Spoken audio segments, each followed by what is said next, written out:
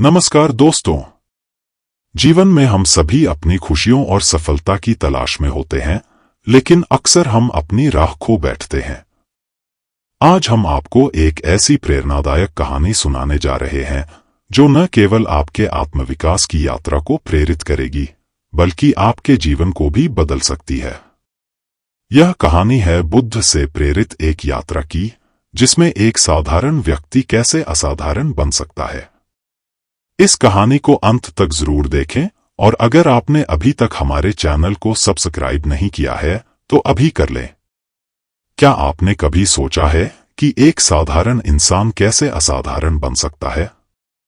यह कहानी है एक ऐसे व्यक्ति की जिसने आत्मविकास के मार्ग पर चलकर अपने जीवन को बदला और पूरी दुनिया को प्रेरित किया। आज हम उसी यात्रा का हिस्सा बनेंगे। कहानी की शुरुआत होती है एक छोटे से राज्य कपिलवस्तु में, जहां राजा शुद्धोधन का शासन था। राजा के एक पुत्र था जिसका नाम सिद्धार्थ रखा गया। सिद्धार्थ बचपन से ही बहुत ही विलक्षण थे। उनके अंदर एक गहरा चिंतन था, एक ऐसा प्रश्न जो उन्हें हमेशा परेशान करता रहता था, जीवन का असली उद्देश्य क्या है?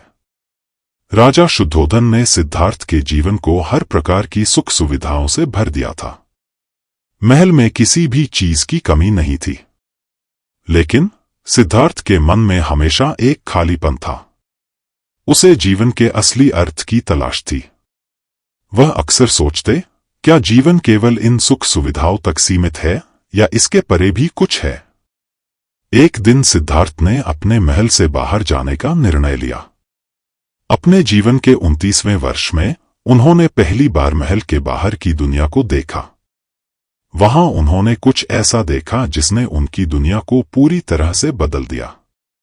उन्होंने एक बूढ़े व्यक्ति को देखा जो जीवन के अंतिम पड़ाव पर था। उन्होंने एक बीमार व्यक्ति को देखा जिसे जीवन से संघर्ष करते हुए देखा। और फिर उन्होंने एक शव यात्रा देखी जिससे उन्हें जीवन की नश्वरता का एहसास हुआ। इन दृश्यों ने सिद्धार्थ को सोचने पर मजबूर कर दिया। जीवन इतना अस्थायी क्यों है? क्या कोई ऐसी चीज है जो इस सब के परे है? इन्हीं सवालों के साथ सिद्धार्थ ने निर्णय लिया कि वह जीवन के असली उद्देश्य की तलाश करेंगे। सिद्धार्थ ने एक रात महल छोड़ने का निर्णय लिया। वह अपनी पत्नी यशोधरा और नवजात पुत्र राहुल को पीछे छोड़कर अकेले ही इस यात्रा पर निकल पड़े। उन्होंने अपने राजसी वस्त्र त्याग दिए और एक साधारण वस्त्र पहनकर जंगलों की ओर चल पड़े। जंगलों में सिद्धार्थ ने कई ऋषियों और साधुओं से मिलकर उनसे ज्ञान प्राप्त करने की कोशिश की। उन्होंने विभिन्न प्रकार की तपस्याएं की, कठिन साधनाएं की, लेकिन उन्हें अपने सवालों के उत्तर नहीं मिले। 6 वर्षों तक उन्होंने कठोर तपस्या की, लेकिन कोई समाधान नहीं मिला। फिर एक दिन उन्होंने महसूस किया कि आत्मा को पीड़ित करने से सत्य की प्राप्ति नहीं हो सकती। उन्होंने अपनी तपस्या छोड़ दी और एक मध्यम मार्ग पर चलने का निर्णय लिया। यह वह समय था जब उन्होंने बोधगया में पीपल के पेड़ के नीचे ध्यान करने का निर्णय लिया।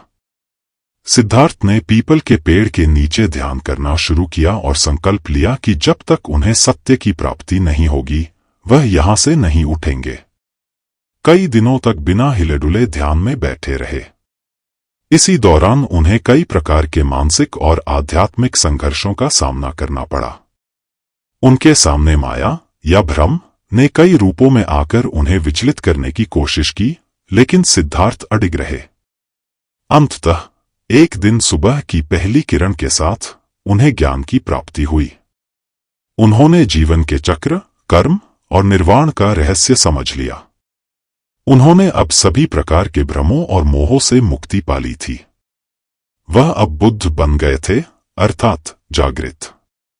ज्ञान की प्राप्ति के बाद बुद्ध ने निर्णय लिया कि वह इस ज्ञान को पूरी दुनिया के साथ साझा करेंगे।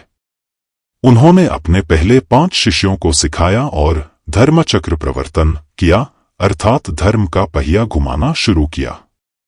बुद्ध ने सिखाया कि जीवन में दुख अवश्यंभावी है, लेकिन इसका कारण हमारी इच्छाएं और मोह है। उन्होंने बताया कि अगर हम अपनी इच्छाओं पर नियंत्रण पालें और एक मध्यम मार्ग पर चलें, तो हम दुखों से मुक्ति पा सकते हैं और निर्वाण की प्राप्ति कर सकते हैं। बुद्ध के इन उपदेशों ने पूरे भारत में और फिर दुनिया भर में लोगों को प्रेरित किया। उनके शिष्यों ने उनके उपदेशों को विभिन्न जगहों पर फैलाया, जिससे बौद्ध धर्म का प्रसार हुआ। आज भी बुद्ध की शिक्षाएं हमारे जीवन के लिए उतनी ही प्रासंगिक हैं।